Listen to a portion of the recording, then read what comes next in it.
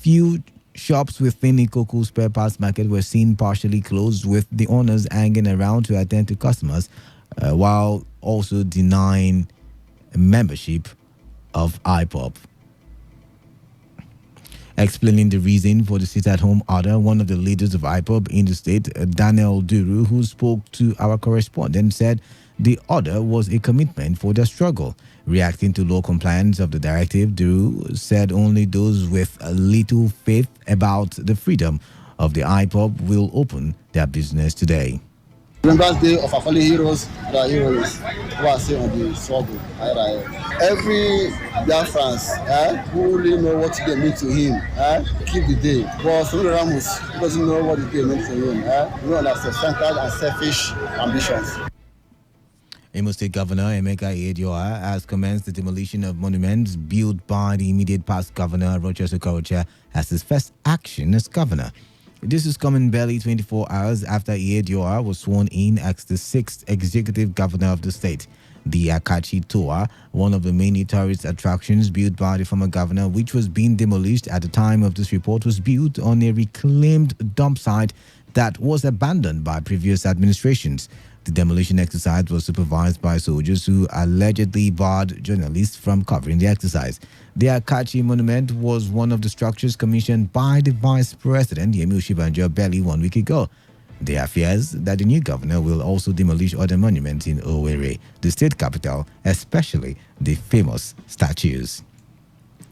In the meantime, the Economic and Financial Crimes and Commission, EFCC, has denied the arrest of former Imo State Governor Rochas Okorocha.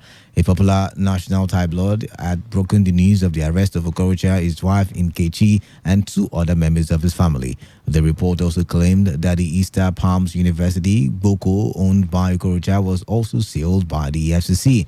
But acting spokesman of the EFCC, Tony Orilade, denied the report, describing it as fake news. The Court of Appeal in Abuja has dismissed the judgment of an FCT court sitting in Buhari, which nullified the candidacy of Senator Ademola Adeleke of the People's Democratic Party in September 22, 2018 for the Osun State governorship election. A 3-man panel of the court made the pronouncement in a unanimous judgment which upheld the appeals by Adeleke and the PDP. Justice Emmanuel Agim, who read the lead judgment of the Court of Appeal, awarded the cost of 3 million naira against the plaintiffs, Wahab, Rahim, and Adam Habib, who instituted the suit before the FCTI court. You're listening to the World News on Today 95.1 FM, a voice of the people. After the break, more news before the foreign scene. Stay tuned. Every day, every hour, when the big stories break, depend on our 24-hour news team to bring you the latest. Today, 95.1 FM. 95.1 FM, voice of the people. And we're back. You're still listening to the World News on Today 95.1 FM, voice of the people. Welcome back, and now to the rest of the news. The Court of Appeal has set aside the judgment of the Federal High Court, which sacked Senator Peter Nwagboshi as the senator-elect for Delta North Senatorial District.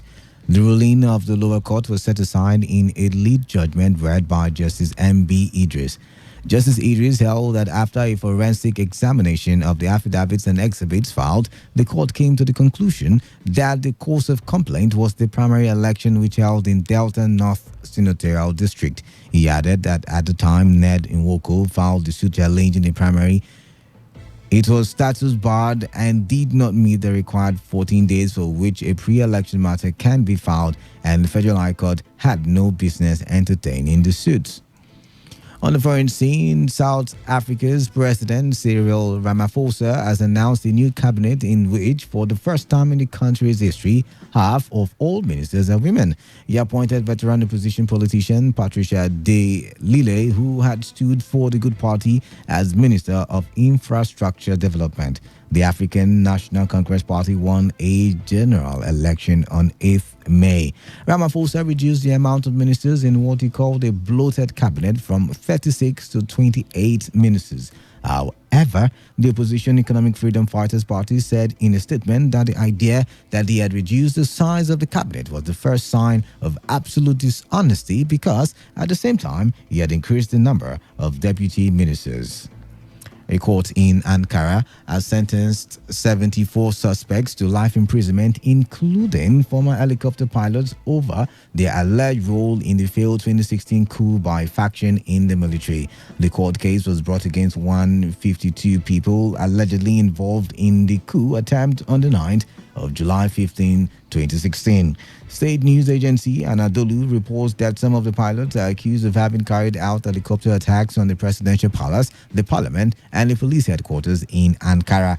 The government blames US-based cleric Fethullah Gulen for orchestrating the abortive push, which left over 250 people dead.